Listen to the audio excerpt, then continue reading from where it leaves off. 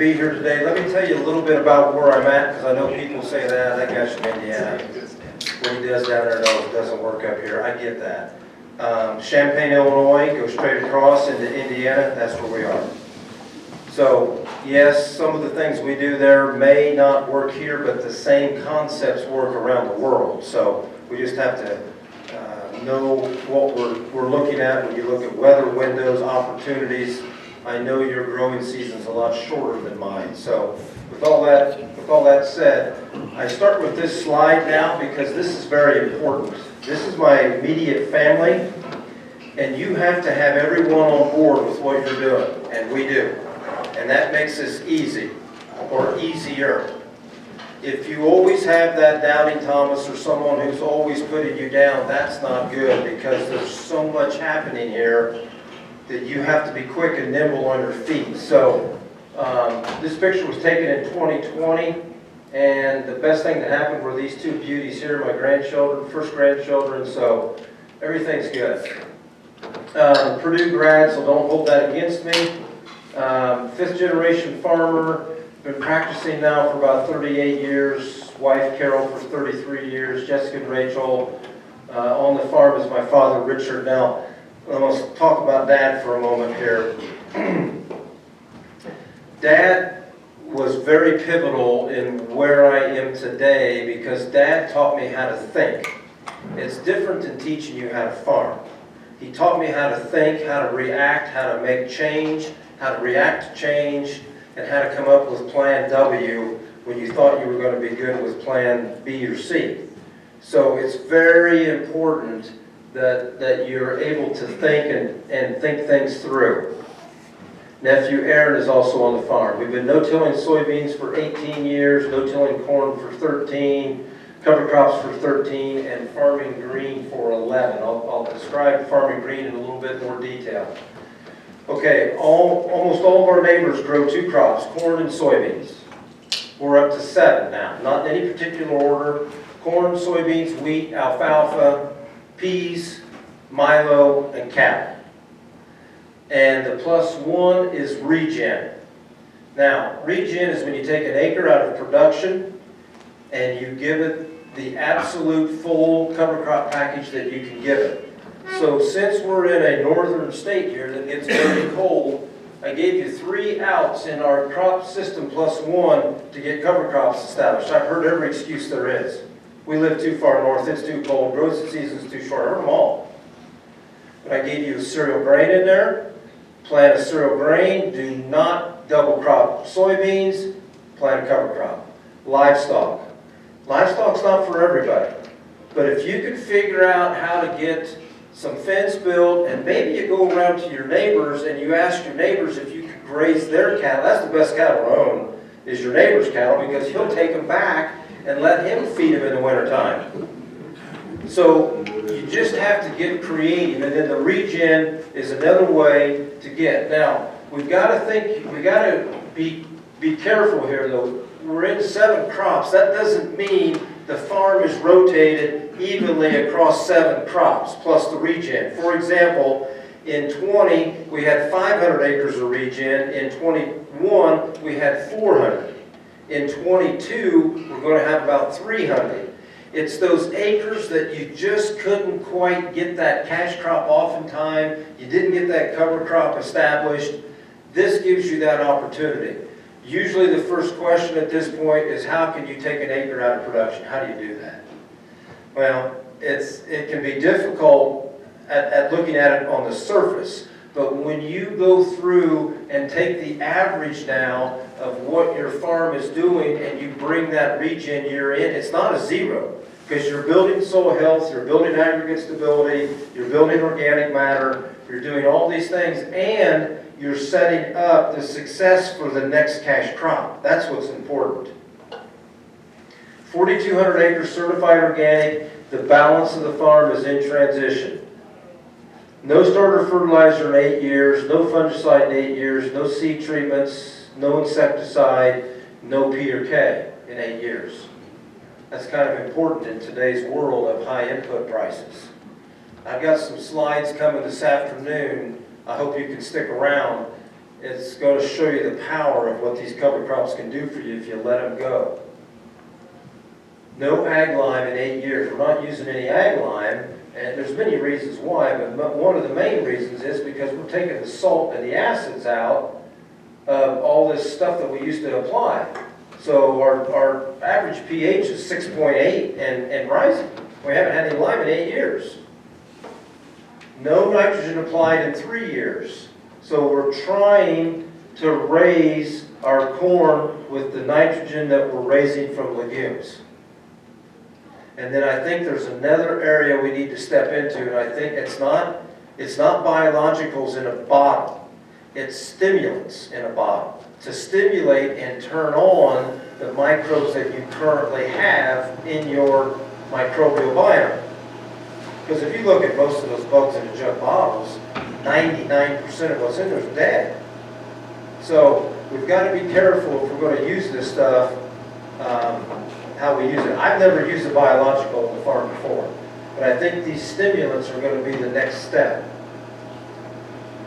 There's a podcast, I want you to write this down if you care. Green Cover Seed did a podcast, or actually I think they call it a webinar, with Dr. Christine Jones. This lady is amazing. She's from Australia. Check it out. She did a 4-part series with Green Cover Seed, Dr. Christine Jones, and one of her episodes is how to raise corn with 0 nitrogen. It can be done. Is this on YouTube? Yes, yes. Green Cover Seed, Dr. Christine Jones. She did 4 episodes. One was on phosphorus, one was on nitrogen, and I have not gotten to the other 2 yet, so I don't know what they are. Within the last 12 months. Okay, this is our definition of planting green. Now, I can't do this much anymore, but is most people in the room still using chemistry? Probably, yes? Okay, we're planting corn right here. People, you can't plant corn in the soil, right? Yes, you can. You just have to understand what's happening here. The carbon to nitrogen ratio at this point is at least 70-1. So now we need to move nitrogen into the front end of this program. So if you folks are still using synthetic N and using chemistry, it's okay to do this. I can't do this much anymore, at least not like that. That's 100 pounds to the acre of cereal rye planted last fall. In our organic situation, we can't do this now because it's too hard to get nitrogen into this situation. So for the folks that still are using some chemistry and some synthetic fertilizer, this will be fine. Benefits of farming green. We have to maximize what the cover crop was intended to do. Here's the same field of corn. We terminated this field with a roller crimper. Look at all that thatch and mulch. There's the corn. Probably looks a little yellowish here. We've got to get some more nitrogen. It didn't probably bring enough forward here. This was 10, 12 years ago. We don't do this anymore, but you can. Sequestration of nutrients. Cereal rye or cereal grains in general are tremendous sequesters of nutrients. I've got a slide coming that will show this power. Nitrogen fixing. If it's a legume, let that legume do more of what it was intended to do. Growing carbon. That's the whole buzz now. We got to get in a carbon market. I disagree. Take your time and just hang on, because there's too much uncertainty right now. There's not enough ground rules laid out. It's not totally fair for all participants yet, so be careful. But I'm telling you, if you're going to participate in a carbon market, you're going to need to do the stuff we're going to talk about today. Myself and the speaker this afternoon. You're going to have to implement cover crops, you're going to have to implement no-till, you're going to have to reduce till, all of these things to participate. Erosion control. What's the slope here? 3 to 5% in this area? You're going to have some control of erosion. There's also wind erosion, so be careful. Increased pounds of biomass. I told you that we're organic, but we're way beyond organic. We do this with no tillage. This is all being done with cover crops and mechanical termination. We're doing this with 3 passes. A pass in the fall to plant the cover crop, a pass in the spring to plant, and a pass to terminate. We need biomass. Feeding the microbes, we have to figure out how to feed them every single day of the year. Armor the soil. One day this spring we were planting corn, and it was in May, and I've never seen May so hot in Indiana. It was 95 degrees the day we were planting corn in May. And I've always got my thermometer with me. That's in the tractor. You have to, if you're going to plant corn for me, you've got to do about 10 things when you get to the field. One of them is get the soil temperature 4-inch level. Anyway, I walked into the field, opened up the canopy. It's 95 degrees out. Opened up the canopy, stuck the thermometer in. It was like 70 degrees. I came out and I found a spot of the size of this table where the drill bobbled or whatever, and there was not any cover crop right there. It was bare dirt. 110 degrees. 40 degrees difference from in that canopy to bare ground. So the reason why I'm pointing this out is because we want to limit evaporation. We've worked hard to get this moisture into the profile. If we don't have the ground covered and we don't have it armored, the evaporation's going straight up. So we have to make sure we keep this soil armored. Suppress weeds, that's what our whole world is about. This is not going to be an organic presentation, but there's a lot of things that I'm doing that you can do and just don't go all the way as to where we are, okay? What drives our system? Building soil health. That's number 1. Number 2 is diversification. You have to have diversity. Diversity, I'm going to talk about that later in the presentation, but there's 3 kinds of diversity, but I won't go there yet. Cash crop rotation, I told you we were up to 7 now. So this is important. If we're going to do the things as drastic as we're doing them, I mean, think about weed issues, think about pest problems. All of these things are going to be taken care of with diversity and cash crop rotation. So it's very, very important that we understand how powerful these things are. Data collection. You have to collect data. If you don't collect data, how do you know where you're going? If you don't know where you've been, how do you know where you're going? So we've got to draw a line in the sand. We've got to sit down and we've got to say, okay, let's look at every field on the farm. What inputs have we put on the Smith 120 versus the Brown 80 or whatever it is you name your fields? What is that history back as far as you can go? Now, I don't sell anything, and I don't receive any money from anybody, but there's a young man in Iowa, his name's Mitchell Hora, and he works for Continuum Ag, and he's got a platform called Topsoil. Check it out. Topsoil will let you upload all of your data. It's your data, you own it, it's encrypted, he's not selling it to anybody. You upload your data, you can pressure test it, you can ask what-if questions, you can go through scenarios, what would happen if I've got 2,500 acres and I want to all of a sudden shift it all to 2,500 acres of beans instead of in 0 corn. You can go through all of these scenarios. It's again, I don't sell anything, it's worth checking that site out. Armor the soil, already talked about this. Building human health. We don't think about this enough. There's 2 ways that I look at human health. Number 1 is nutrient density of our food right now is 25% less than what it was 30 years ago.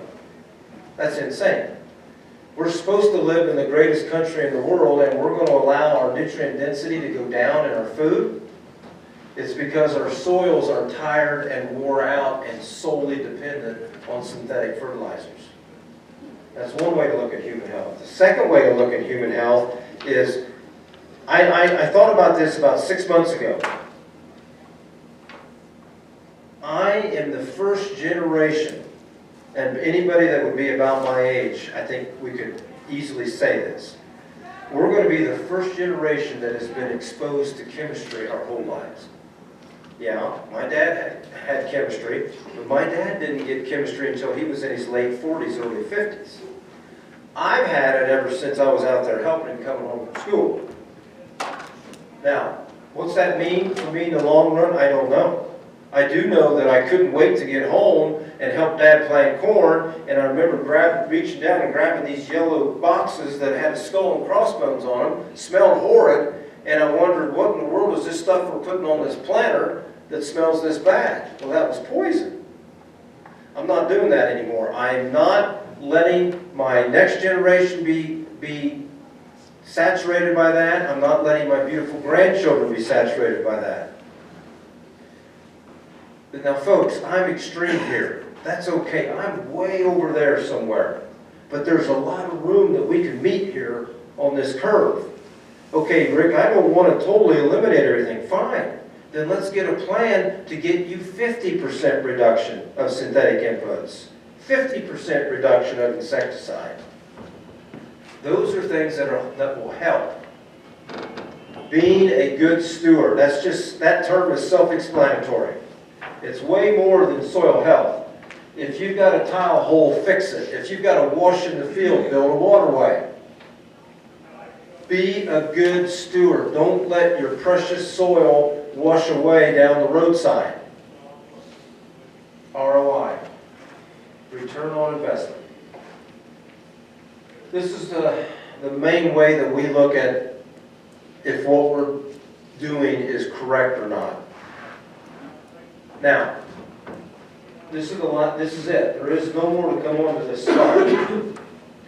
So the thing I want you to notice here is there's not yield on this slide. Yield is not what drives our system. Unfortunately, a farmer's success is based on yield. That's too bad, because there's way many other things to base success on. Now, I did go to Purdue, I know you have to know what the yield is to calculate ROI, I know that. That's where it ends right there. Do I care about yield? Yes. But yield is not driving this. It's building soil health. I showed you on that slide previous, no synthetic inputs for 8 years. If I lose this right here, it's all over. I got to go back and start over again. So if we get an outbreak of armyworm, yeah, you can spray an insecticide that'll kill that armyworm, but it's also killing 1,000 beneficial species that are building my soil health. I cannot do it. I won't do it. Balance. This is what I'm talking about.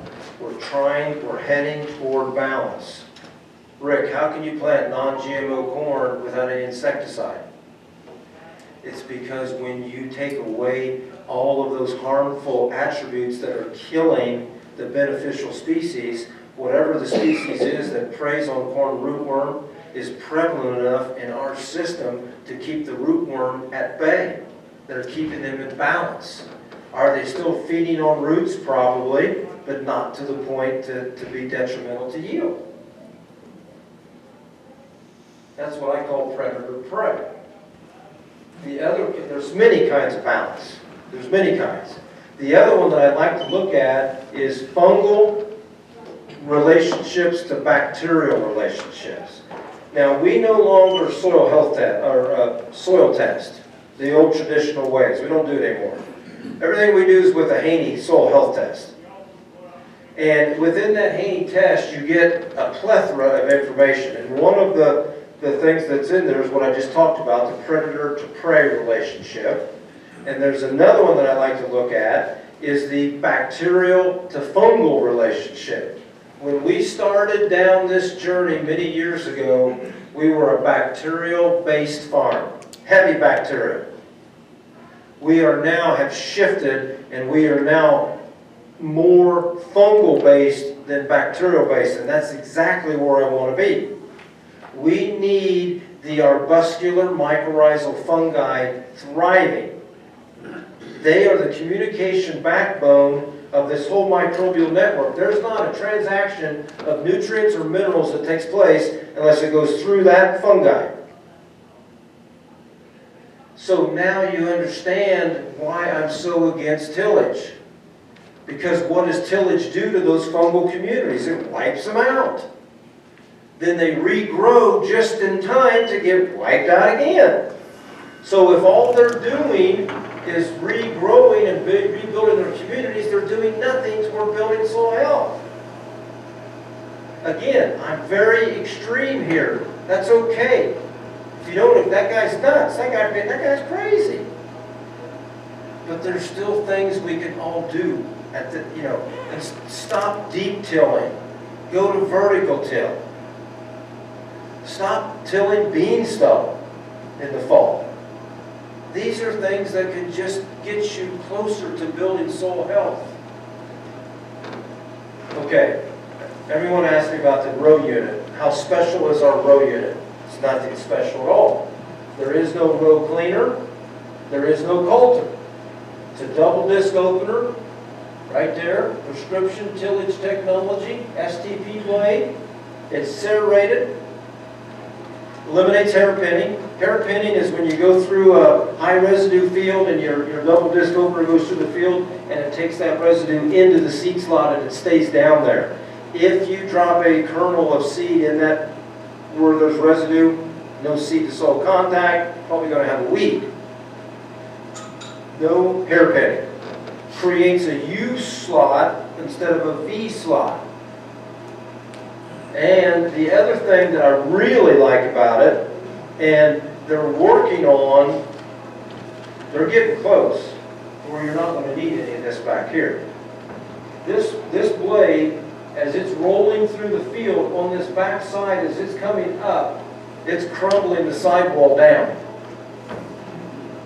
It is covered, 3/4 of the seed is covered before this closing wheel even gets there. Now we plant corn 3 inches deep. So if you were to stop the planter and then pick up and move out of the way, and you look at the corn before this got there, it's going to be over 2 inches covered right then. That's a big deal.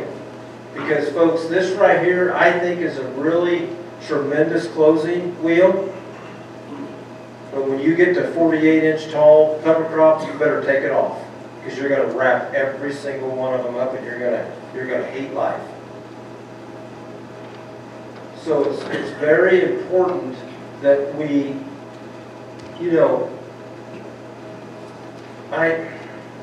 people ask me what's my rule of thumb for planting. Here's how I answer that. If you are out there planting corn, can you get your corn crop up without a weather event from Mother Nature? That's how I answer that. So in other words, if it's muddy and you slam your sidewalls together and you're not going to get that corn out of the ground until it rains. That's what I'm talking about. So basically, everything from 3 inches to the surface crumbles in your hand. That's when it's fit to plant. But Rick, that might not be until May 28th. Where I live. I understand. I sacrifice yield every day to maintain soil health. Did I sacrifice yield? Probably. But it's so important to be on these fields when they're fit to be on.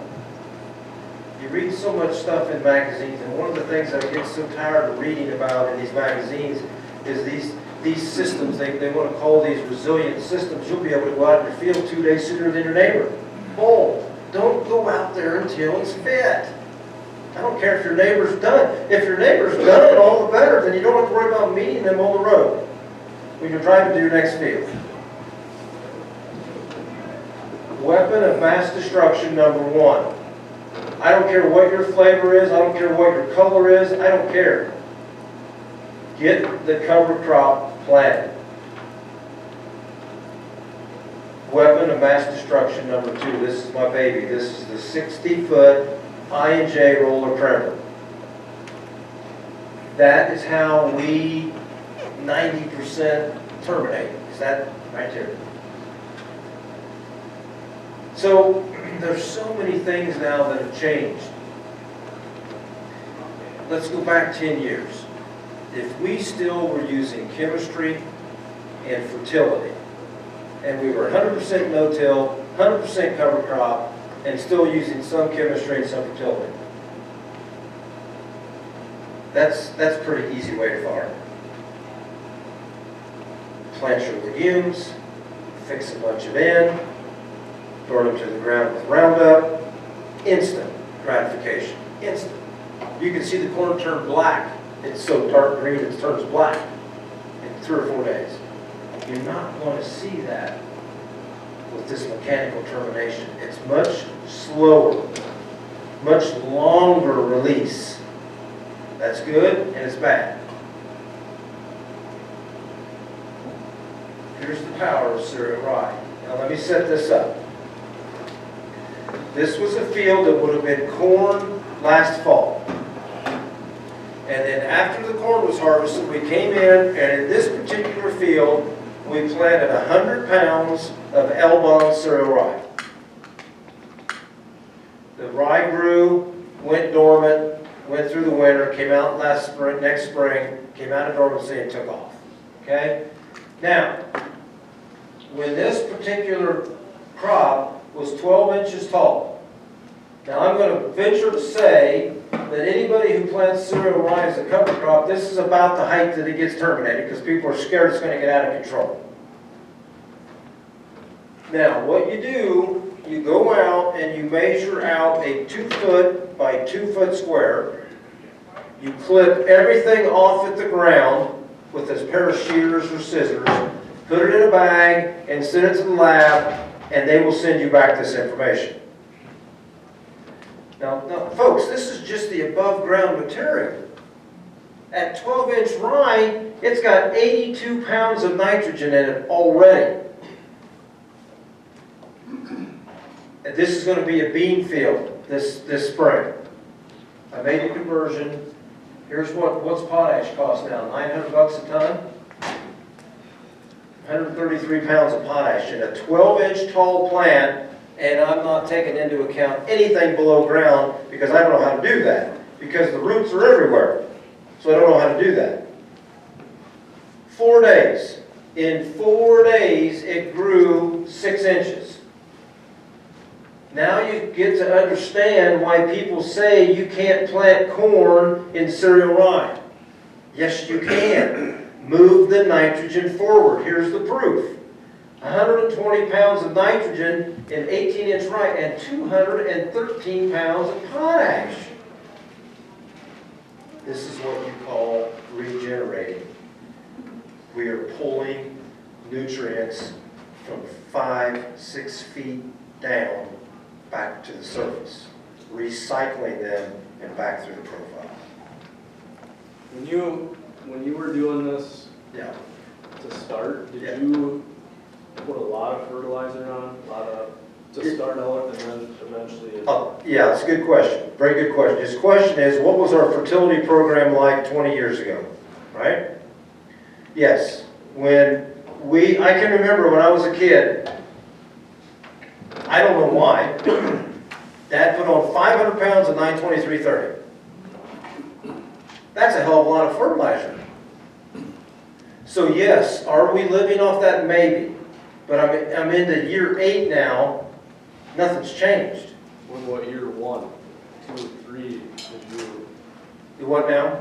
Like in year 1 or 2 of doing the cover crop no-till, did you put a lot of fertilizer on that? No. We were already in the mode of pulling back. But then when I started doing this test here, it's like, whoa, we've got to stop. But again, this goes back to that data thing I talked about. You've got to collect data to get to this point. So now what we do on this test here, I just picked an arbitrary time. Hey, go pull a sample. And they did the measurement, it was 12 inches. Go pull a sample. They did it, it was 18 inches.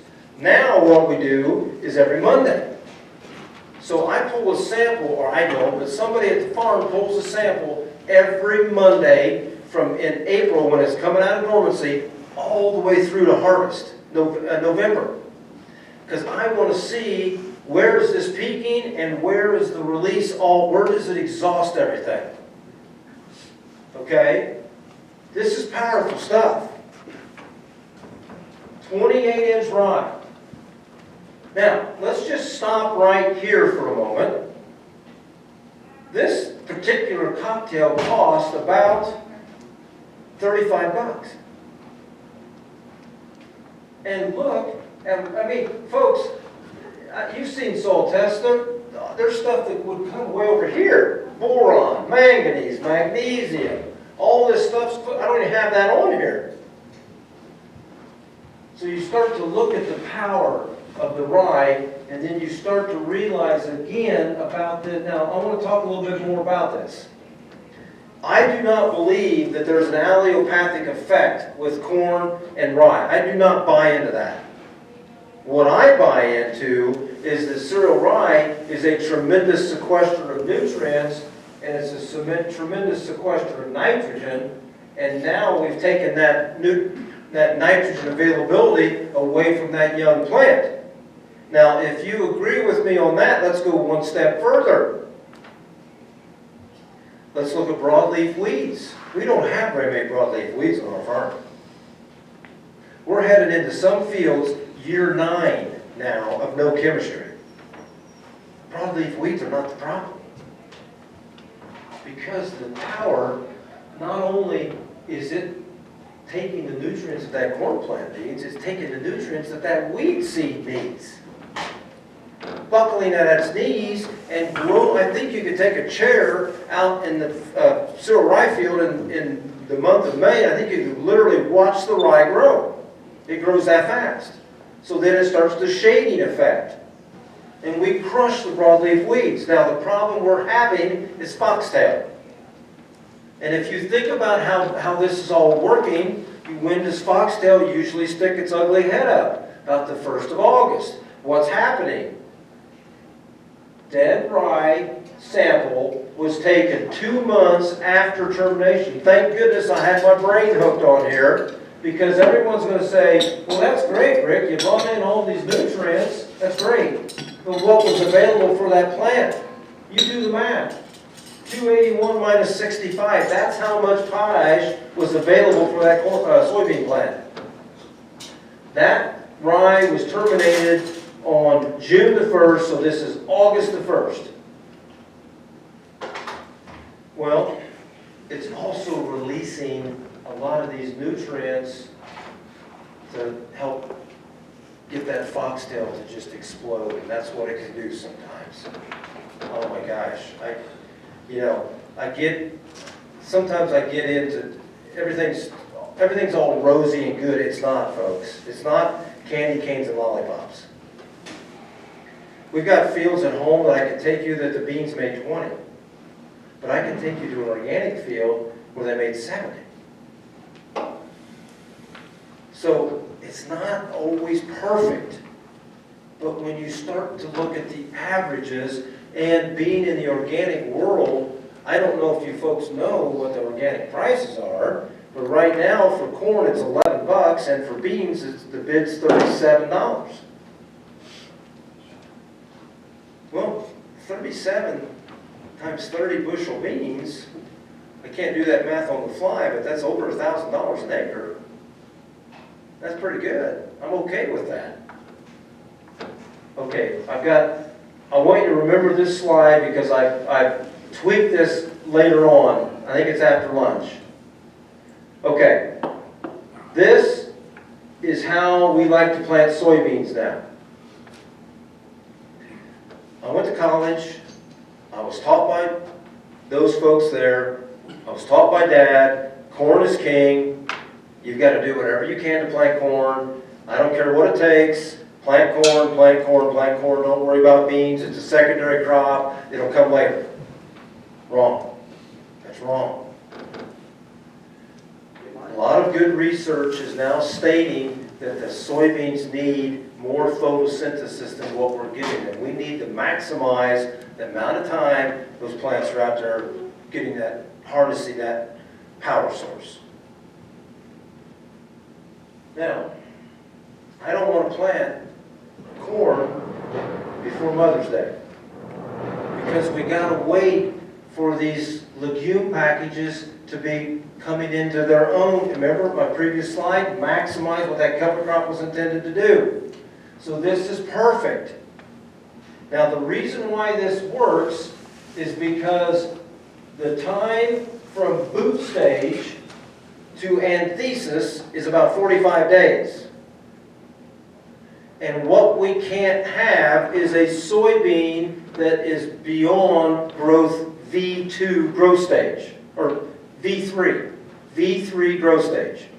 Because you start to shred leaves, break branches, it's pretty hard on the beans. Okay, so we've planted the beans now. Now when I said there's like 3 or 4 slides here in a row, this is all the same field, okay? There's the roller crimping of the rye. There's the baby, the 60-foot INJ roller crimper. Now this is how we are suppressing weeds. Now you can see the pollen, I think this flips around, yeah, right over here to the right, you'll see the pollen. See the pollen flying off? So there's always unintended consequences for everything that we do. When you are rolling rye at that stage, I'm telling you, there's seeds that got fertilized because you're dropping pollen. Did they all get fertilized? No, but some did. And you're going to have volunteer rye in your fields. So if you raise wheat, you cannot put wheat in behind this program unless you're selling it to a feedlot. Because you're going to have volunteer rye in your wheat, and the elevator is going to reject every load. But man, cattle give you so many outs. You know, I was driving around, Scott from SWCD took me around this morning. There are so many opportunities to raise like a triticale package with maybe peas. And then talk to that dairy or that cattleman, hey, do you have a hammer mill? If you've got a hammer mill, it'll hammer mill these peas out. Let's raise your protein by 5% and let's get all this working together. That's the stuff that I look to do at home. Okay, here's the same field now. So I got out of the tractor and I wanted to show you, there's the bean right there before the roller comes by. Now this right here was close to being enough, okay? You can see there's a lot of air, a lot of daylight can get down in here. This was close. Yeah, I almost ran over my foot. But this is real close to having enough. And it's not laying down great, but it's going to be good enough. Now that brings me up to another thought. We plant variety rye for this reason. See, there's the bean. There's nothing wrong with it. But you don't want to plant a VNS because a VNS is variety not stated. You might have rye that matures at 3 feet tall, 6 feet tall.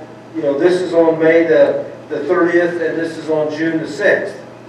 That's not going to roll very good. There's the field on July 19th. Now, okay, let's stop right there. Again, I'm way over there, this wacky guy from Indiana, that's fine. Let's now come back into your comfort zone. We've now eliminated, it's July 19th, and we've eliminated your burn down. Totally eliminated Roundup out of your equation. That's a good thing. Now you spot, or you scout and spot spray as needed. Look, there's some foxtail coming. There it is. There's a couple mare's tail. It's going to probably be a problem.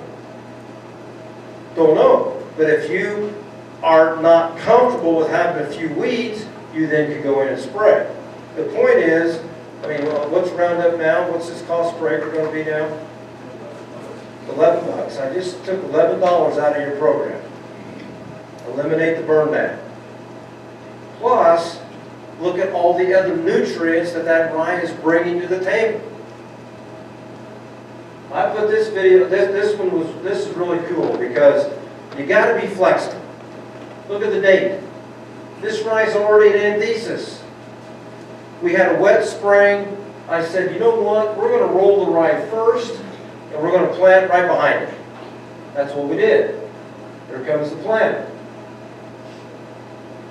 Now this particular planter still has row cleaners on it, but they're up. They're not doing anything. They're gone now. But now as you can see, look, you can't even tell where we drove through this stuff. So this was not on purpose. But Mother Nature said, you know what, we're going to rain for 4 weeks, 5 weeks, and you're not going to be able to get in the field. And that's what happened. So you got to roll with it. But look at this field on July 16th. I mean, we could do this. We could do this. Look at all this thatch and all this mulch. You can do this here. There's the same field. Remember I told you I set these fields up. Here's the same field harvest. These holes right here, these are what we call holes. Holes come in and eat these little holes. But we had neighbors around us that sprayed 4 and 5 times. And fields didn't look like this. Is it always like this? No. But when you get that good cereal rye growth, you get that good roll down, you get everything good. You get the biomass, you get to this. I mean, you don't realize how important your planting date of your cover crop is until you take chemistry away. Because it cleans everything up. I didn't realize it until we went organic. You get a little bobble in the field, there's a hole the size of that table, it's going to be all weeds. Chemistry would have cleaned that up, you wouldn't have even noticed it. Now, you see every one of those bobbles out in the field, and I can take you back. I remember I told you I had that field that made 20 bushel, down the road that made 70.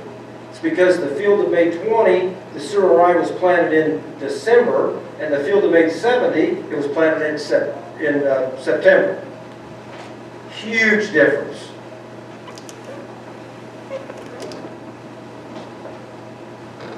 Cocktail packages prescribed for weed problems. I think this is coming. I think you're going to sit down, because we don't fully understand the synergies that are taking place here. We're going to sit down and we're going to say, okay, give me your history. What's your crop rotation? What have you been doing? What's your next cash crop? What are the 3 weeds that you really need to take care of? And you need to plant this cocktail. We're doing it now. We just don't know we're doing it. Nutrient density goes up as soil health goes up. I already talked about that. There are no failures. That word is too negative. I know this is corny, but it's the same thing. Outcomes we did not expect. But I'm telling you folks, in 2021, I went through the alphabet with plants and started on capital letters. So then you're walking around like, oh my gosh, what am I doing wrong? It doesn't matter what I do, something's going wrong. That's why you've got to take this out. We learn from this and try not to have it happen again. And you know what? Everyone's wired differently. But if I'm going to do some wacky idea, I put it out on the state highway where everybody can see it. And then they say, well, why would you do that? What if it fails? Well, what if it doesn't fail? What if it fails? So what? That's just how I am. We try to be as transparent as possible. Carbon markets will require the soil health practices. I guarantee it. There's no other way to do it. There's no other way to get around it. Yeah. On the way over here, I heard Glenn back on the radio. We just put a new book out, and it's called The Great Reset. And apparently there's legislation going through, and probably will within years, that's going to require carbon market soil practices for the entire planet. Exactly. you're not gonna get out of it. So if you're looking at this and saying, you know, I don't know how to go there, I'm not gonna do this. You're not, you know, probably he thinks in 5 years, you're not gonna have an option. Right. It'll If be you're gonna mandated. sell a crop, It'll be it mandated. has to be practices. I agree. Mandate's a strong word, but it's probably coming to that point. Now, I'm not against carbon markets. Don't get me wrong, but we have to put everything in perspective. Carbon markets are not going to save your farm. It's just another tool to put in the toolbox of an income stream. But don't think you're going to go out there and make $150 an acre. It's not going to happen. I hope we can get to 100 someday. But right now, you're looking at 20 to 30. A lot of paperwork involved. But again, go back to Mitchell's Continuum Ag topsoil. He's figured out a way to help you through all that, build that in there. Do not underestimate the power of networking. So what's going on in this room right now, do not underestimate this. Is there anybody in here that's been no-tilling for 30 years? Nobody? 20. 20 years. That's the guy that I would find, that guy right there. He lives here. Whereabouts are you at, sir? 3 miles over. 3 miles over there. That's your local guy. I'm not putting you on the spot, but I mean, that's your local guy who's been doing this already. You've got SWCD folks here that'll help you with programs. You got NRCS, you've got all kinds of equip, you've got all kinds of options. Do not underestimate what's going on right now.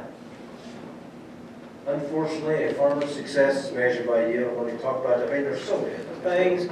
You know, human health, soil health, family health. Are you socially accepted in your community? There's just so many other ways. View cover crop is as important as cash crop. That smells pretty good. I better hurry up. This is important. View cover crop, I told you about the timing and the fall. This is important. I don't, like I said, I didn't realize it until we took chemistry away. 3-pass system, already talked about that. Stop looking at single year ROI, take the average. That's how you can rationalize a regen year. Diversity is essential. More biomass, the better. Continue to Haney soil health test. I like this test. It's expensive, but I like it. Do whatever you can to have a cover on every acre. Establish a baseline to monitor change. I already talked about that. Get that data point. Say today is where we're moving forward. And we're going to start taking some P away, we're going to start taking some K away, and then let's look at not what your yields are doing, what is your ROI doing or your profitability, however you want to state that. It's not about yield. You know, it's another one of those first questions. What's the yield drive? Well, first of all, I don't know if there is any. And second of all, it's not about yield. It's about all of those other things that are increasing your profitability. I mean, I can't imagine front-loading all of this money now into an acre of farm ground. You know, anhydrous, P, K, chemistry, whatever. By June the 1st, you've spent millions of dollars. By June the 1st, all we've got is a seed bill at $30 an acre on beans and $110 an acre on corn. Test on your own farm. Everything I've talked about up here, like I said, it's not all candy canes and lollipops. This guy from Indiana, he's out of his area because this is Minnesota. I understand that. But folks, I'm telling you, the same principles are going to work here as they do at home. It's just you've got to think about how to make it become advantageous for you. Mother Nature has guided me where to go every single year. She does something to humble me and say, whoa, Rick, you got to hang on. I want you to go over here. And that's what she does. Do not jeopardize the livelihood of the farm. This is important. You know, I've got some ideas coming for alfalfa at the afternoon session. Go slow, go easy. Don't jeopardize your farm. Progression is real. Broadleaf weeds, grass, shrubs, trees. It's real. That's what happens in CRP. First 2 years, all broadleaf. Second 2 years, all grass. Then shrubs, then trees. Now, I'm not saying we got shrubs and trees on our farm, but I'm saying this progression of broadleaf, we've played that out, and by leaving everything on top and no longer tilling, it's rotting, degrading, being eaten by microbes, being eaten by varmints, whatever. It's all staying on top. Remember, the people who are being talked about are the ones who are creating change. Change is good. I get talked about all the time. I get trashed all the time. Drug through the greatness of Twitter and Facebook and all that. It's okay. Those people obviously have something else on their agenda than just what I'm doing, so it doesn't make any difference. The success of next year's cash crop starts with the success of this year's cover crop. I know I've driven that home 3 or 4 times, but it's just that important. Do not make excuses that support your agenda. We do this all the time. All the time. Think about it. Oh, I'll do that later. I'm too busy. I gotta. Come on. Topsoil tool. Already talked about it. Mitchell Hora. Annuals become perennials. Here's what I mean by this. When you let these annuals go all the way to maturity like we are, you now have fertilized seeds that are dropping and going to the ground and going to germinate and grow. The parent plant dies, their offspring is coming around for next spring, so that annual has become a perennial, so to speak. That's what I mean by that. It's just kind of a play on words. 70-30 rule. 70% of weed suppression is coming from the cover crop. The other 30% is coming from cash crop canopy. So with that being said, we are on 20-inch row spacing corn and 20-inch row spacing beans. Now I think that when our equipment gets to a point to where we need to upgrade, I think I'm going to go to 15-inch corn and beans. Because we need the canopy to suppress weeds. Okay? Tillage has to stop.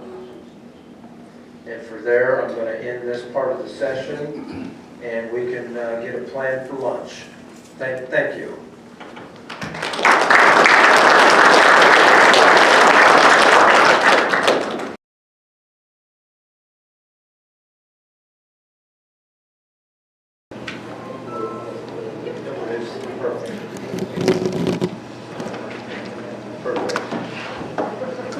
Thank you. That was a great lunch. Thank you back there in the back. Appreciate that. Andy, that was a great presentation. Thank you very much. It's very good. All right. We're going to get into a little bit more of the economics here this afternoon, okay? As you probably figured out by now, data means a lot to me in our operation. Good data leads to good decisions that then puts you in positions of strength. So that can mean many things. You collect data, we've gotten very stable in our system. We could market grain in a weather market based on our stability. That puts you in a position of strength. The only way you're going to get there is if you collect data. We've got data that goes back 25 years. And we can tell you what we did in a feed, if we were still spraying, what we sprayed, what the rate was, the chemical sprayed, all that's logged in. So we've got all that data. Now this slide right here is probably the most powerful slide in the whole deck, right here. This is about stability. Now take a look at standard deviation. So what we're looking at here is yield. So before cover crops, we had a yield variance in corn of 28 bushel. Now it's less than 5. That's pretty stable. Same thing with soybeans. About 9 bushel swing, now less than 3. So this is just, again, validating that what we're doing is working. I mean, look, when we get here to, what is that, 17 or 16, look, that the noise is gone. It's just a flat line, they're running side by side. All of that variance is gone. Now, I will say though, okay, this right here is when we were in the heyday. We were 100% no-till, 100% cover crop.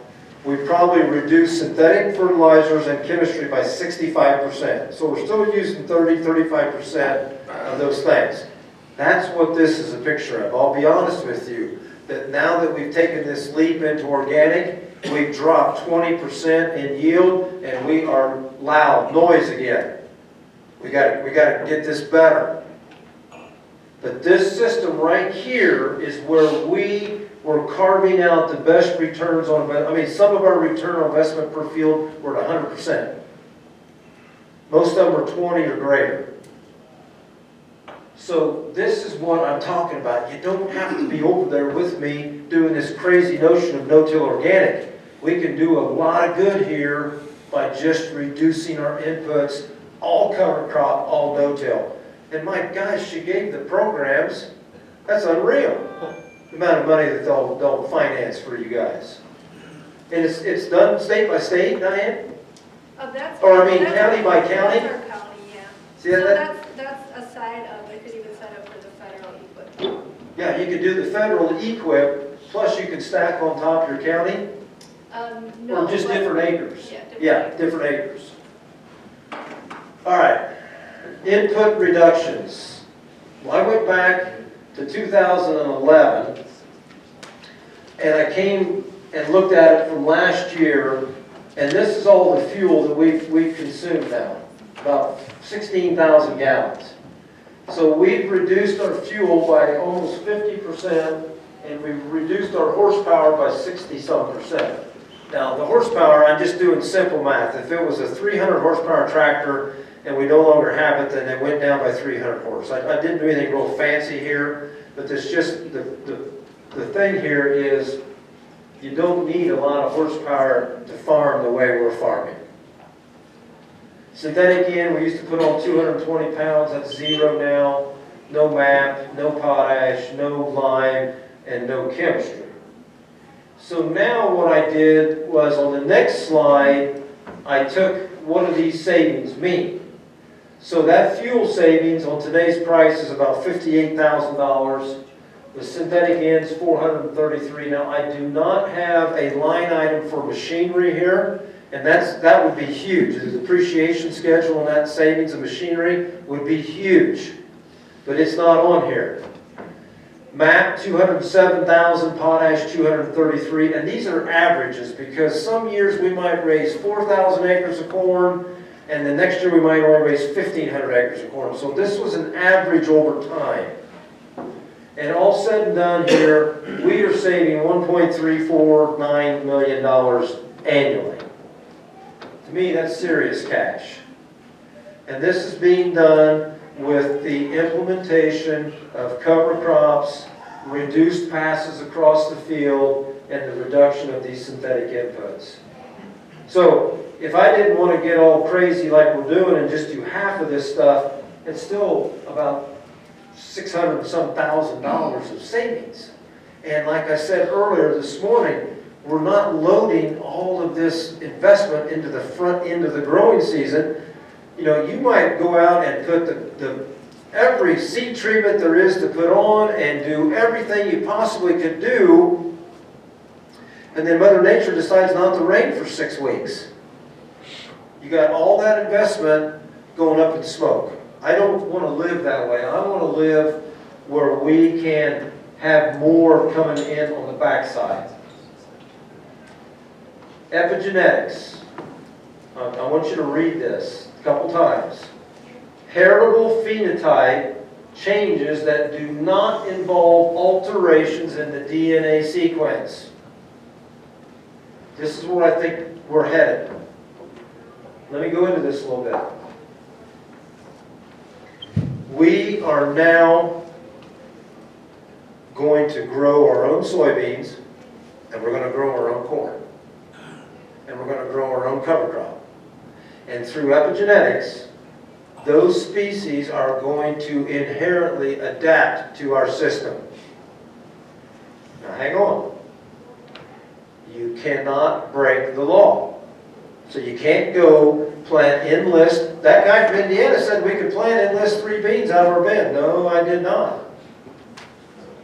You got to go back 30 years and find genetics that are off patent. That's what we've done. We went back. There's a location in Colorado. You can buy any seed there ever was.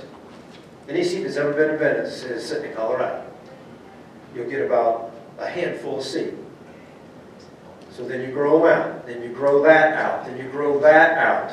And now, in the spring of 22, we've got 1,000 pounds of 10 different varieties that we're going to plant soybeans. Out of that, we are going to determine which 2 or 3 we're going to keep, and we are going to continually pull from that stock, and we're not going to buy another soybean seed ever again. So now we're going to take our expenses and we're going to take them even lower. And we're doing the same thing with corn. I've gone all the way back to Missouri B73, 80 years. And we are growing these out. And then here's what I'm also afraid of. I don't have any proof of this, but I do know what's happening on our farm. I did my last test plot of my life this year of corn. And I wanted this company, I'm not going to mention the company's name, but I wanted this company to bring me all of their old genetics. I know they've got them. The stuff I grew up with when I was 18 years old. They didn't do it. They brought, you know what, Rick, we're going to do it even better. We're going to give you our latest and greatest genetics. They brought 6 of them out. They all 6 tied for the worst yield on the farm. Now, I think there's something wrong here. And I think what's happening is the corn is losing its association with mycorrhizal fungi. Now you're going to say, this guy's nuts. I thought he was wacky this morning. He's really wacky now. But think about this. What are the genetics being bred for today? They're being bred for high fertility and high soil disruption. That's not what we do. We're the other end of the spectrum. So, I'm not blaming anybody. I'm not pointing fingers at anybody. I'm just saying I'm afraid we're losing our association with the mycorrhizal fungi. So with that being said, we are going to start looking for genetics that will thrive in our system, and we're going to use epigenetics to get us to the next generation. Okay? 6 principles of soil health. We probably know what these are, but I want to go through these real quick. Minimize disturbance. That means tillage and chemistry, okay? I kind of tend to look at it as tillage. I want to take that to 0. Maximize diversity. Already talked about this. Living roots and armor the soil. So let's go back to the carbon market notion. If you're going to be in a carbon market, you're going to have to do one or all of these 4. I guarantee it.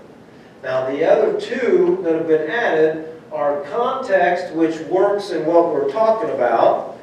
I'm from Indiana. What works there may not work here, but you had a gentleman farmer from here. How far are you from here, Andy? An hour and a half? Yeah. Hour and a half that's doing very similar things that we're doing. But you got to keep the context.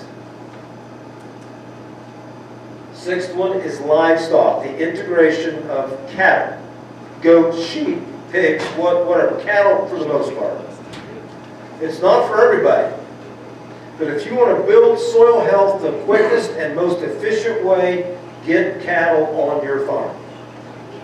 or get your neighbor's cattle. And then if I could be allowed, I'd like to add one more. I'd like to add commitment. Because if you're going to do this, you better be committed to going all the way.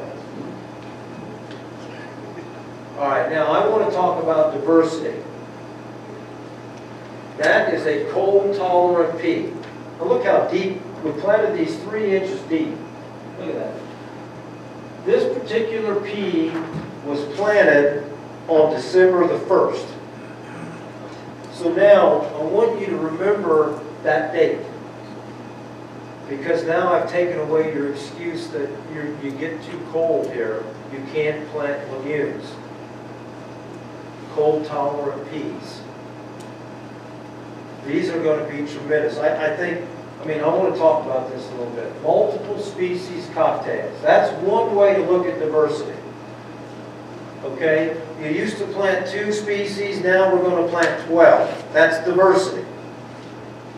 Second way to look at diversity, annuals and perennials. If you stop and look at the cocktails that we're usually making or somebody's making for us, they're almost all consist of annuals. Well, if you're in a chemistry program, I would throw the kitchen sink at it. I would throw alfalfa in. I'd throw Italian ryegrass. I'd throw annual ryegrass. I'd throw everything at it you could. And then you can help control that mess or that cocktail with spray. I can't do that anymore because I can't terminate Italian ryegrass. I can't terminate canola. So we have to be careful, but annuals and perennials. And the third way to look at diversity, I think, is to start commingling cash crops. And that's what we're doing now. We had we had soybeans and peas and wheat all planted in one field, and we separated them. So now let's go back to this pea notion. Let's say, and what this is right here, this is wheat. That's the wheat growing in this field. So wheat was planted on October 25th. I waited all the way up until I thought the ground was about ready to freeze solid, and we planted the peas. Then next spring, the peas survive the winter, and next spring the peas grow. So now, let's say you've got a dairy or a feed yard close to you. Let's just assume that you do. Go talk to these folks. Say, would you be interested in taking this off as wheatlage? So you wait till it gets about this tall, maybe it's boot stage, flag leaf, whatever you want to call it, and you harvest, they put it in a bag, and they've got a tremendous crop to feed their animals. That's one. Let this go to maturity. Harvest the peas and the wheat together. And then see if the dairy has a hammer mill, and let the dairy buy the wheat and the peas all as one crop. The hammer mill will hit the peas good enough to where it becomes digestible in the animal's rumen, and the cow is going to get a 4 or 5% higher protein. That's what we're doing at home. The third thing to do would be to raise these to maturity and separate them, and then sell off a pea crop and sell off a wheat crop. Now, some of the other things that we're going to work on in 22, we're going to have peas and corn together, but the peas are only going to be the fuel for the corn. We're going to have soybeans and corn together. I found a short-statured corn, 6 feet tall. We're going to plant, again, 10 acres, 20 acres. But I don't know, there's synergies here we're unaware of. So we're going to go out and we're going to drill our soybeans with 7.5-inch drill. We're going to come back and we're going to plant corn 3 inches deep right into it. Let them all grow together, and then we're going to combine them with a grain table all at the same time. We're going to separate them. So we're going to get 2 crops off of 1 acre in the state of Indiana, and you can do it here too. Those are the kind of things that I think we have to be looking at to maintain diversity. And I like this pea notion. The other beautiful thing about this pea, it fixes 2 pounds of nitrogen per bushel of yield. So if they could make 40, that's 80 pounds of N. I think, and I know at home, we could come in after the pea harvest and plant a 95-day corn and raise corn behind the peas. I don't know if you can do it here, that's going to be pushing it, but you could try, maybe with a 75-day corn. But now remember, when you start doing crazy stuff like this, now you've backed up your window of when you're going to plant your cover crop in this field. When are you going to plant it now? That corn's not going to be ready to harvest till December. So you've got to remember that everything has unintended consequences. So you don't do this on every acre, you pick out a few acres and you go. Now the diversity, taking advantage of synergies and maximizing photosynthesis. There's the peas growing, there's the wheat growing, it's a beautiful thing. Okay, take advantage of the free stuff. Most people probably know what that is. That's the formula for photosynthesis. The energy from the sun is powerful and it's free. How come we're not taking advantage of it? Now you remember that slide I showed you earlier about Silverite? I asked you to keep that in your mind. Now what I've done here, I've just taken 3 items, nitrogen, DAP, and potash. And we are going to look at what the value of those sequestered nutrients is worth in today's market. This is going to blow your mind. Okay, that 12-inch rye, those 82 pounds of N in that 12-inch plant today, that's worth $65 of N. $29 a P, $86 of K, for a total of $181.17 of savings. 18-inch rye. Almost $100 of nitrogen, 40 P, 138 K. Look at this one here. Look at this. $352 we've accumulated out of a $25 cocktail. To me, that is powerful. And I did the same thing on the dead rye. You took it down, and you're still left with about $170. And eventually that will all exhaust itself out. But remember now, at this stage, we're very stable. This is an organic source. So it's very stable in the profile. It's not going anywhere. It's going to be there for next year's crop or this fall's cover crop. You know, talked about manure a little bit earlier. You know, we used to do a lot of manure. Don't do any more at all. Except we do solid manure on alfalfa because we are still taking 5 cuttings a year off the alfalfa fields, and I can't replace that kind of removal with cover crops. So we got to get to some source of organic, and that's the solid manure. That's the only spot on our farm for manure. But if I was going to put on manure, I would never do it unless it was a cover crop growing. Because now that cover crop becomes your stabilizer. It just grabs a hold of everything and hangs on to it and converts it for you, and now it's stable and ready for next year's crop. That's cereal rye. There's the numbers I used for the values. So that was 100 pounds of rye at 29 cents a pound. I think I said $29 an acre. I used 83 cents a pound for N, I used 91 for P, and 65 for K. Okay? I think those are pretty accurate. Here's a question for you. Yeah, Back that up one page. yeah, Around here, a lot of guys cut the rye off yeah, for feed, say 28 inches tall. yep. They've taken a lot away. That's my question. What's left? There's not a lot. I mean, there's some, but it's again. So you haven't done any tests to find out really if you're getting any nutrients back. Well, there's still some there, but a lot have left in that wagon and gone to the bunker. Yeah. But now, if you could use that manure back, so maybe you need to work out the program with that dairy. Hey, I'll let you take this, but I got to get those nutrients that just left back. Then I would do that. But like out in Pennsylvania, that's their normal practice. They will grow 0 rye or triticale. They chop it in the spring. They come in, and they might even rip in the spring. Work it, disc it, whatever they got to do, and then plant corn. But they've taken that one pass off. But they're probably using a lot of synthetic fertilizer too. Yeah, see here, we'll know what the beans are.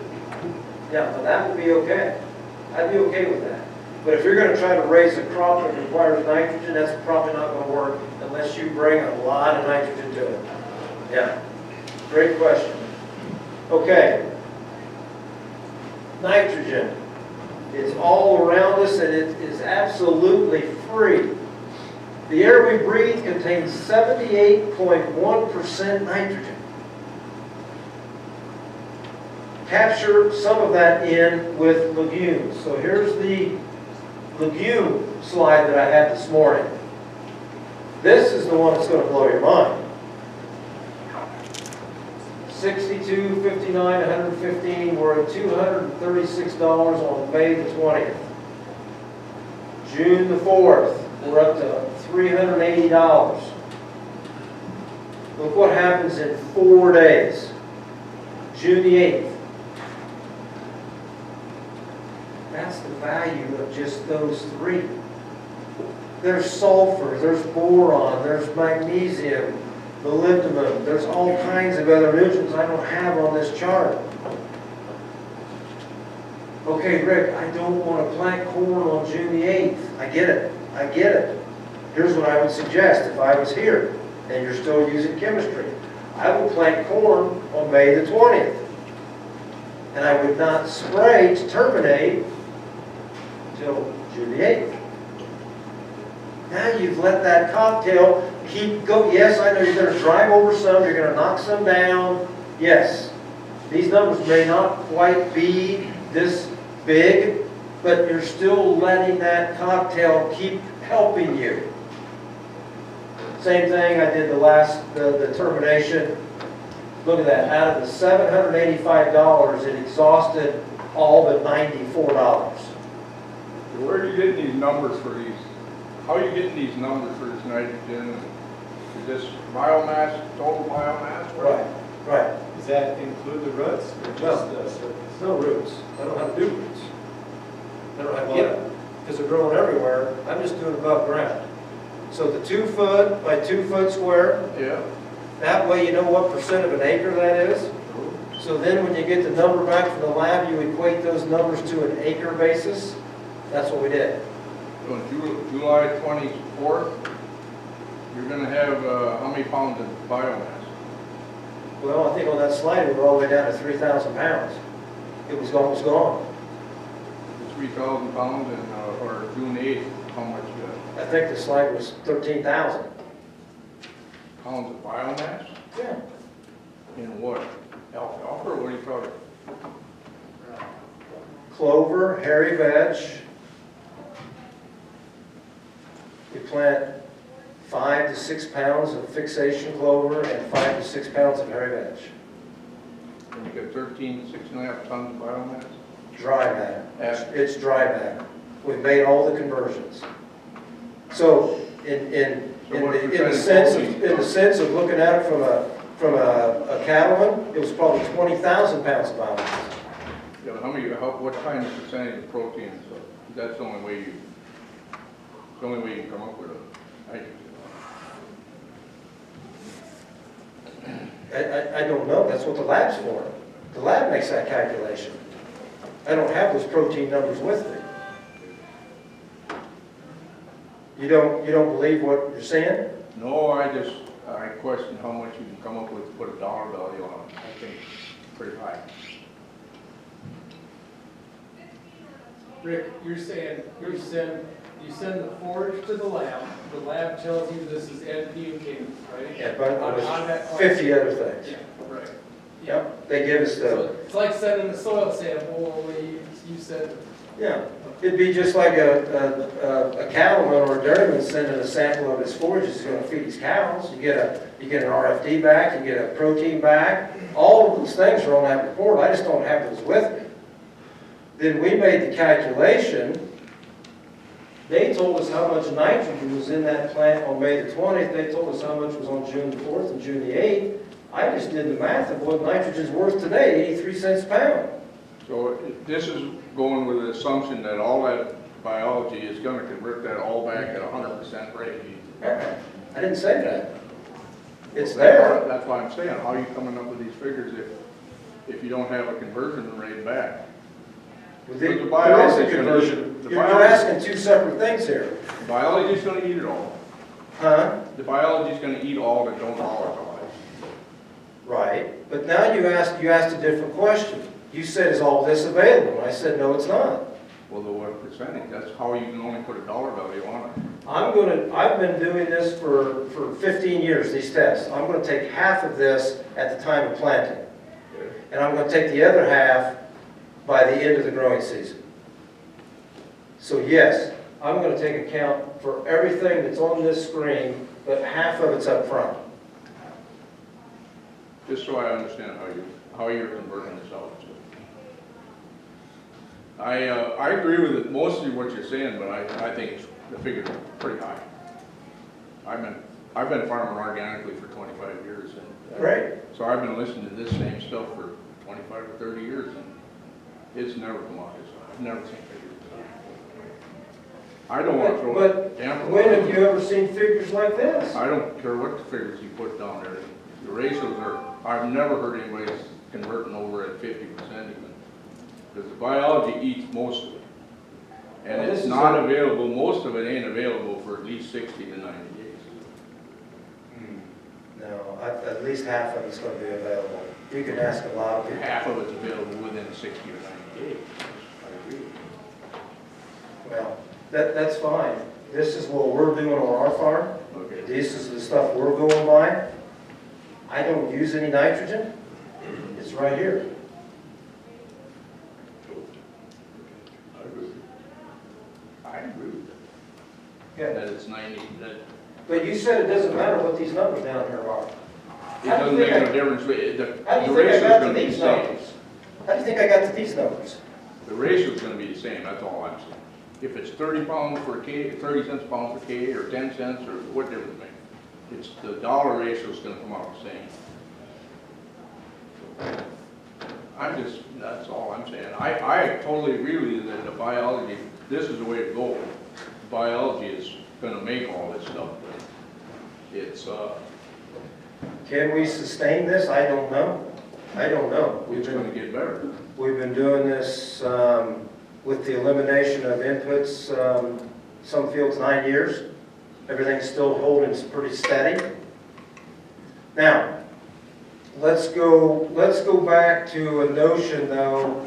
Let's say you now need to be realistic on your yield goals, okay? If you're going to work in a system that is high tillage and you've got good weed control and you've got good fertility and all that, and you can shoot for 200 bushel corn. That's not my expected goal in our system now. It's 130 to 140 bushel corn. Is that good enough? Probably not. But that's where I'm at because I want to be no-till. Okay. So with all that in mind, 130 bushel corn, and let's say your conversion factor is 0.8 to 1, oh, we need a little over 100 pounds of N. And I showed that, I don't have the first slide, but here on June the 8th, it was like 280 some pounds. So let's say you're correct, and you can only assume that you're only going to get half of that. Well, that's all the nitrogen I need. That's true on 130 bushel corn. Yeah. I think 130 bushel corn is not a good deal. But what did I just say? You have to look at this, what's realistic in your situation. No, are you no-till organic? No, I till fairly heavily. Yeah. I have, and my organic matter has been going up for years, and my readings have been going up for years. But I do use a fair amount of manure. So I wonder why your readings are going up. manure, Yeah. that's part of the reason, yeah. Yeah. but the soil life is there. Any other questions? Yeah, Yeah. yeah, so that was all surface material, so you have all that biomass. I think that the university had said that Roi, what is almost double the biomass below ground? So you could be getting, you know, some pretty good increases to your organic matter from that, and those counts there, if you could figure out how much material is underground. Yeah, if you could quantify the below ground also, Right, you'd see an even bigger yeah. benefit. So to Tim's question before, the guys that, you know, cut it off and then they no-till their beans, and it's your harvest for forage, it isn't that they're taking it all away, there's still Yeah. a fair amount in there. I would agree with that. I would agree with that. But then to go into like a corn crop, you're really going to have to bring some more nutrients to the front because you've taken a lot of what that corn plant needs. Yep. Yeah. I got one more observation Yeah. from last year. Okay, we've been doing this cover crop thing a few years. Yeah. Not that it happens every year, but that cover crop is burning up a lot of water. Okay? You got a dry year, it follows through the whole year. I've never seen that. I've never seen that. Actually, covers the cereal rye at a point, turns the switch the other way, and pumps moisture back into the profile. So you have a picture of that one all day long here. I've seen it happen many times. I have never seen a situation where, on our farm, in our years we've been doing this, where the dry spell came and the cover crop just sucked the life out of the field. I've never seen that. See, I had corn being planted in the cover crop, Yeah. and let's just say it didn't get killed soon enough. Yeah. That was the biggest thing, I think. And it's like having a weed patch in the field. Even if you killed the rye, it never recovered. Yeah. We never got enough moisture. And you chemically terminated the rye, then you just let it melt down on its Right, own, right. let the corn come through it. Yeah. And it suffered forever. Yeah. I think there's a point in time where you change the physiological structure of that corn plant. It was probably reaching for the sky, trying to get to daylight, and probably elongated it a little bit. And then I think that compounded in with the dry spell, the weather you're talking about, the rye didn't melt down quick enough. I could see that happening, yes. I could definitely see that. I just did not experience that. I'm not saying it didn't happen, I'm just saying I've not seen it. Anything else? Yes? So when you're removing grain crop off the acre, are you taking into any account how much nutrients you're taking out? Yeah, sure. And then when you think about it, I know that not everyone agrees with what my presentation here is saying, it's fine. But now when you look at the 140 bushel corn, 50 bushel beans, you're not taking off near what you were at 250 bushel corn and 80 bushel beans. So yes, but all I can say is we do all these calculations. I still do the Haney soil test, and all our numbers are the same or higher after all these years of no additional fertility. So my follow-up question is, so yes, I agree with that. Your soil test is going to test higher, but how long do you think you can continue to do that? Because essentially you're just converting nutrients. You're not adding nutrients. You're just converting it from a plant unusable form to usable. We're recycling from deep in the profile. There's thousands of pounds below our feet. I don't know. Can this go 100 years or can it go 20? I don't know. Yeah. But, I mean, we still test, we're still monitoring, so if something goes south, we're going to do something. Yep. But as of right now, it's all working pretty good. Now, we've got situations where fields the weeds get out of control, the foxtail gets out of control. It's not good. But for the most part, I like what we're doing. We're getting better all the time. So do you think utilizing some sort of manure to help maybe bring some of that P and K back? Yeah, I think. Would it be a good Yeah. thing to look at? Yes, yeah, definitely.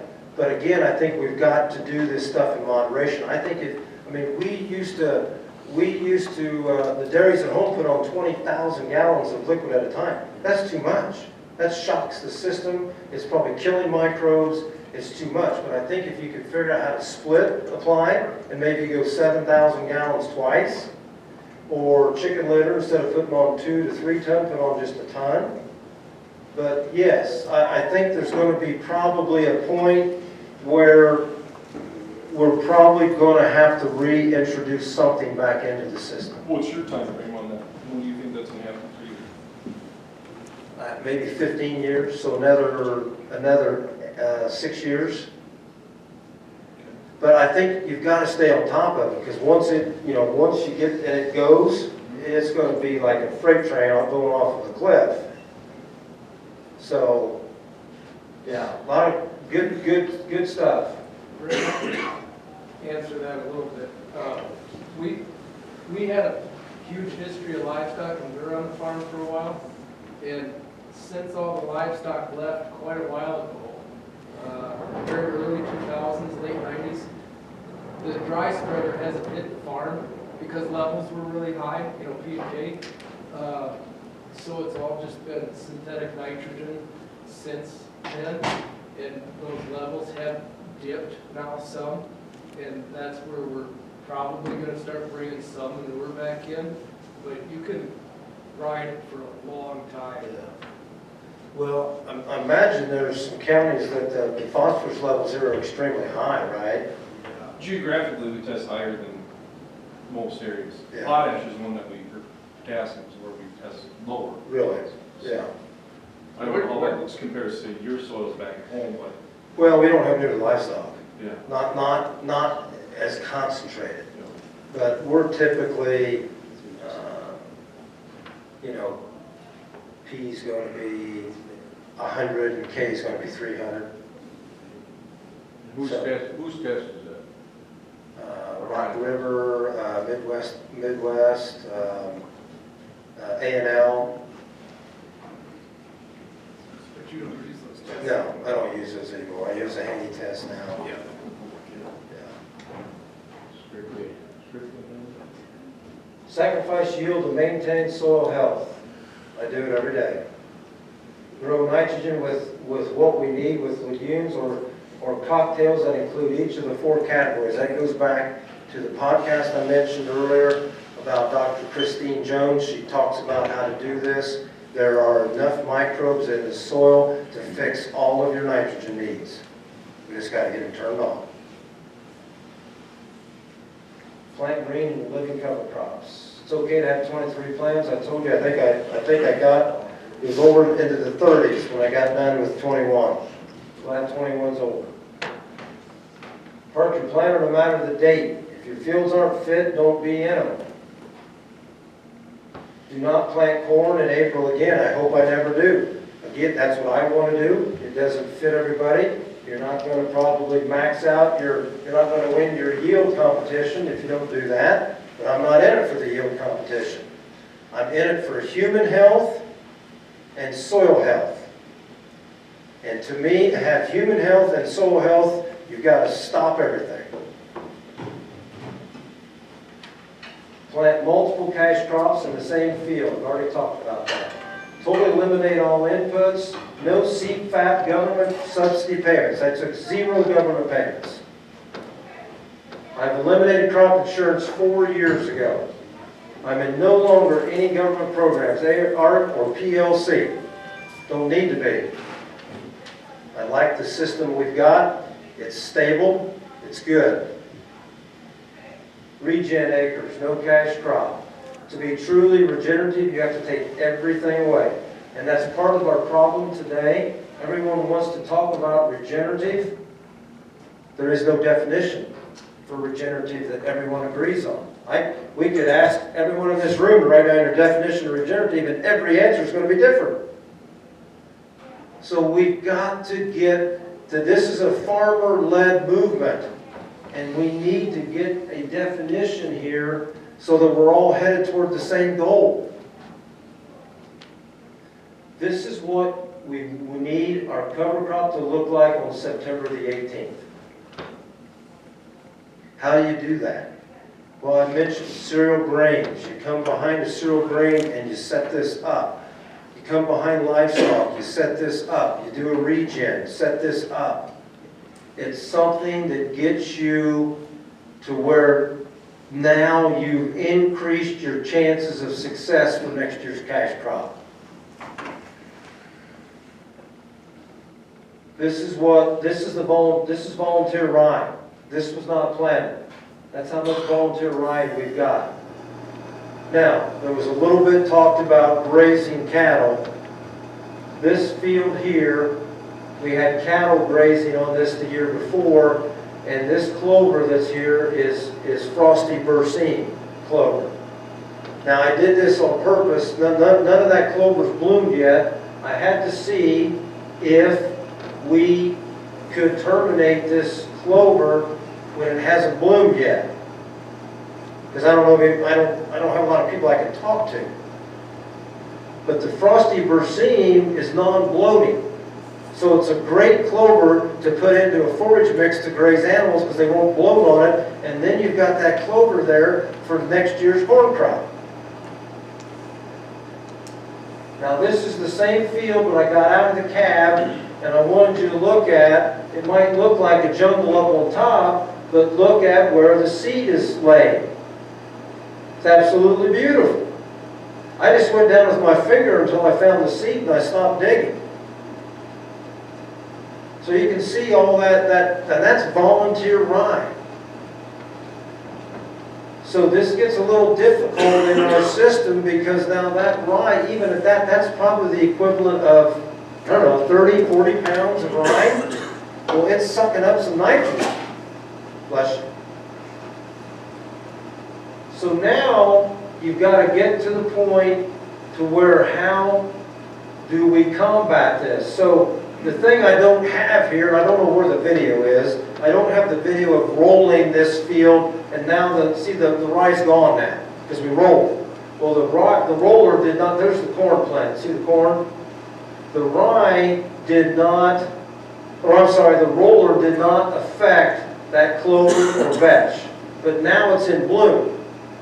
Well, the corn's too tall to roll, so then we flail chopped it. Here's the corn. We just nipped off the tops of the corn plants. They're fine.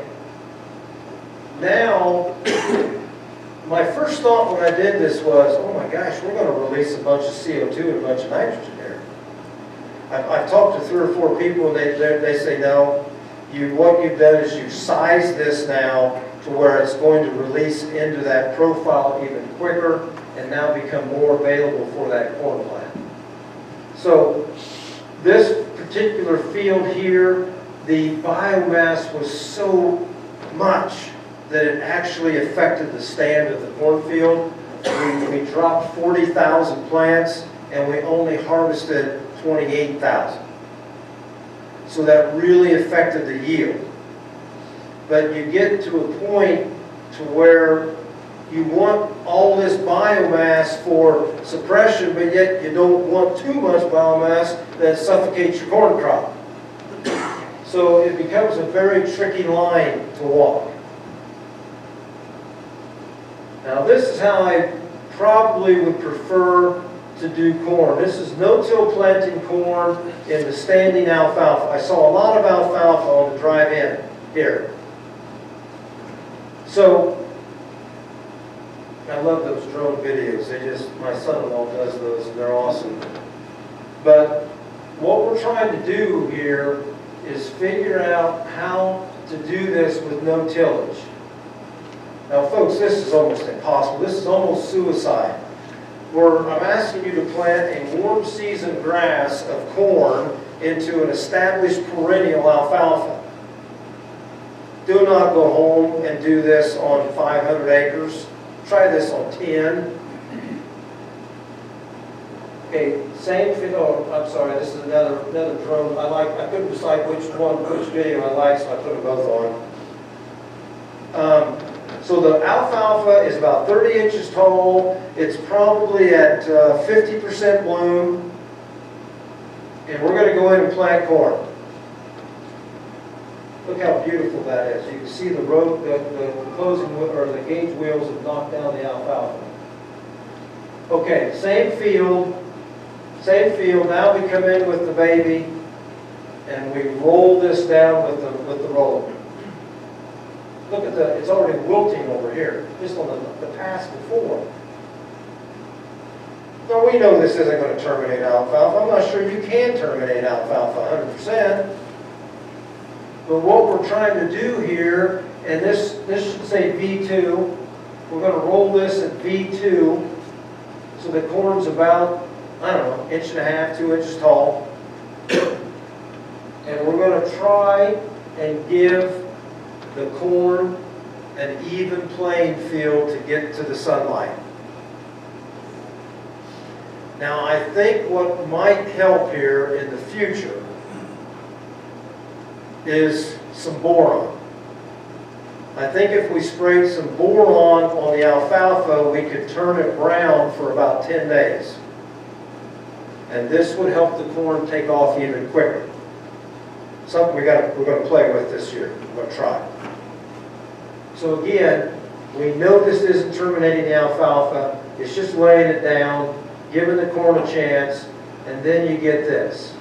Now this here is even more perseverance because this corn survived 2 waves of black cutworm. I told you I do not spray anything to go after a single species because you're going to kill thousands of beneficials.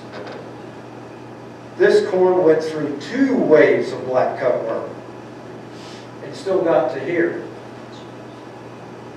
So I'm very, very hopeful that this can be a way to get out of alfalfa. So now, if the corn grows like it should, and let's go back to my 70-30 rule that I talked about earlier.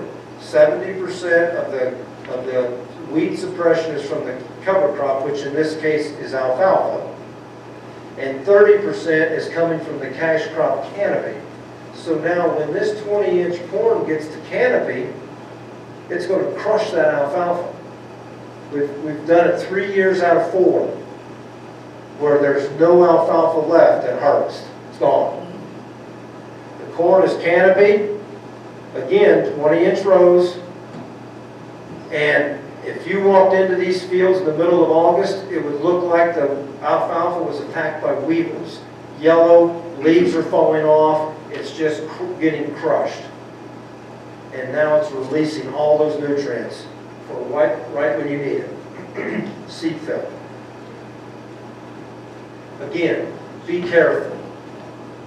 This is very dangerous, okay? But it can be done. Now, if you're still using chemistry, wow. No-till corn in the alfalfa, use chemistry, terminate, and watch it explode. This is my epitome of farming green.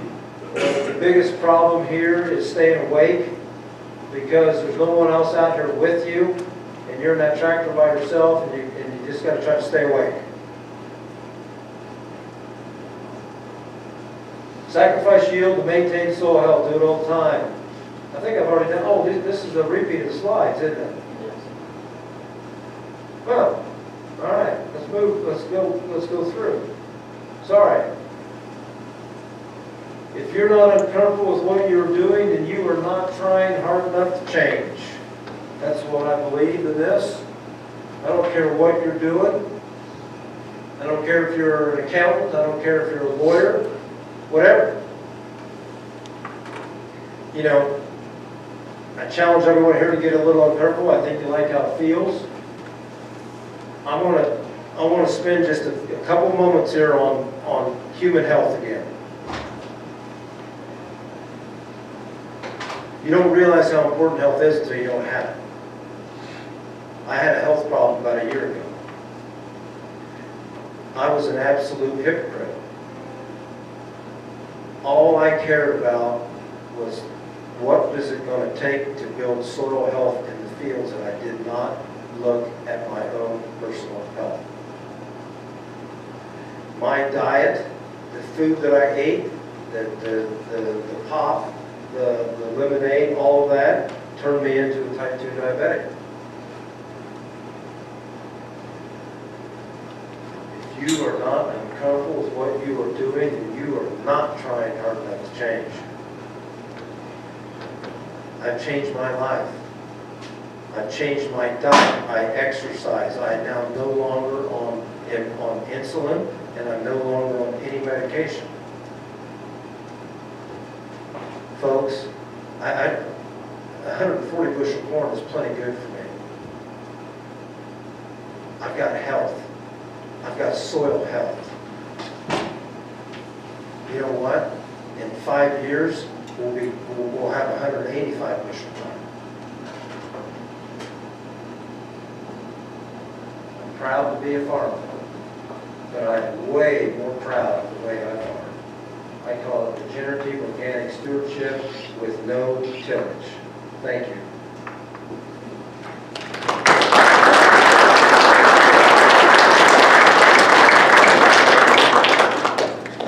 Questions?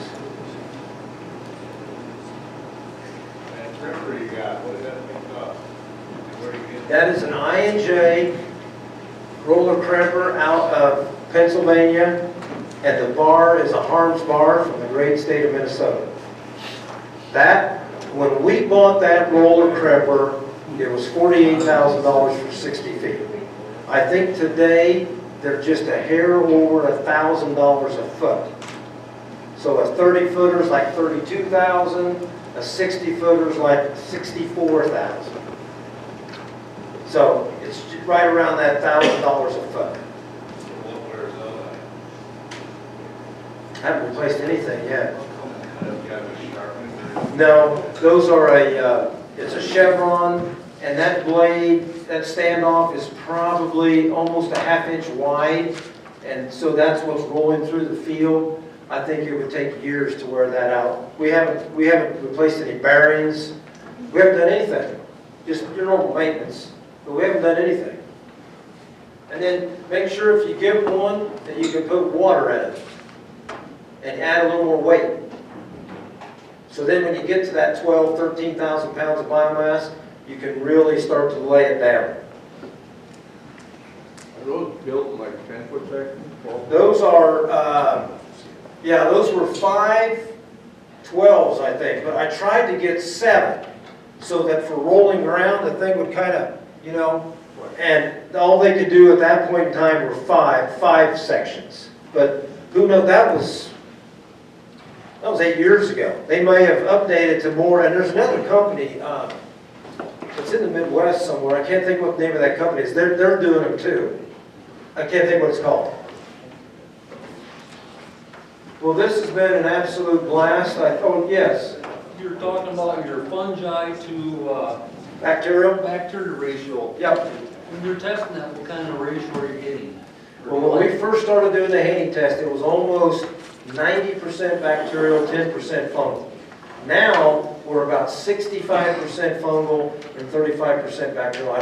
We don't want to go much more out of balance. We don't want to go all the way, but we want to be heavier to fungal. Yeah. It's pretty cool if you start doing the Haney test, and it's like any other test. I mean, it's not, I don't do the regular soil test, but just envision taking that test, and that's a snapshot in time, right that moment when that sample was pulled. If it would have rained an inch before that sample was taken, or rained an inch after that sample was taken, you'd have a way different reading. So you got to remember that when we start to look at this information, we're not looking at that as a single snapshot in time. I'm looking at it as what's the trend? What's the P been doing? Has the P been going up or going down? Has the organic matter up or down? Is the organic carbon up or down? Organic nitrogen, so on and so on. I mean, that Haney test must have 50 things on it that it's giving you information on. And so once you then get that data plotted on an Excel spreadsheet or whatever your choice is, then you can start to see those trends. Because there was a year when our agronomist came and took samples the old-fashioned way, and I said, there's no way that's right. There's no way those numbers are correct.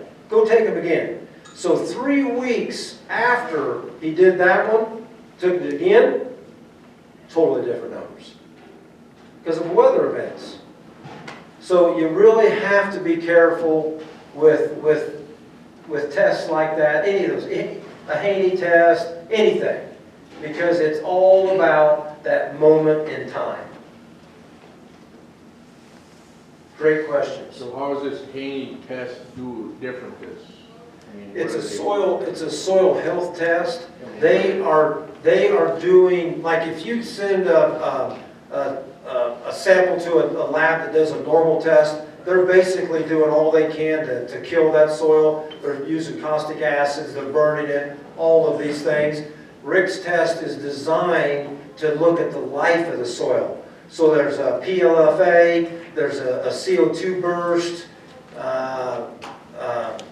what's the, I just lost it. Soil restoration. Yeah, well, let's see, yeah, so Solvita, there's all kinds of things, but to sum it up in a nutshell, they're treating the soil as if it was alive, not as if it was dead.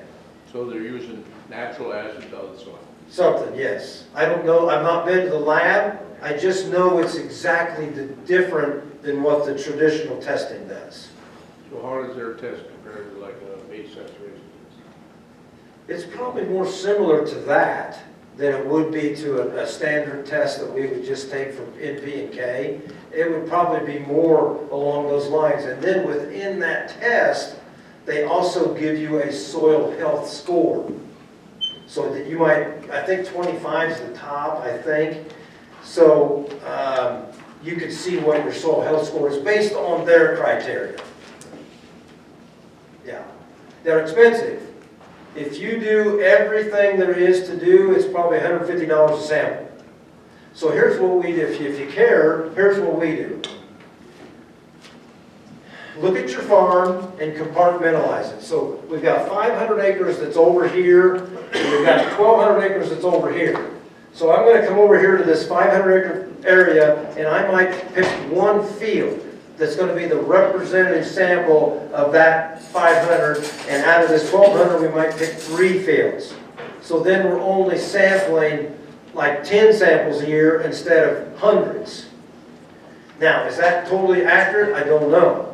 But I can't afford to do $150 per sample on a 2.5 acre grid. It'd be awfully expensive.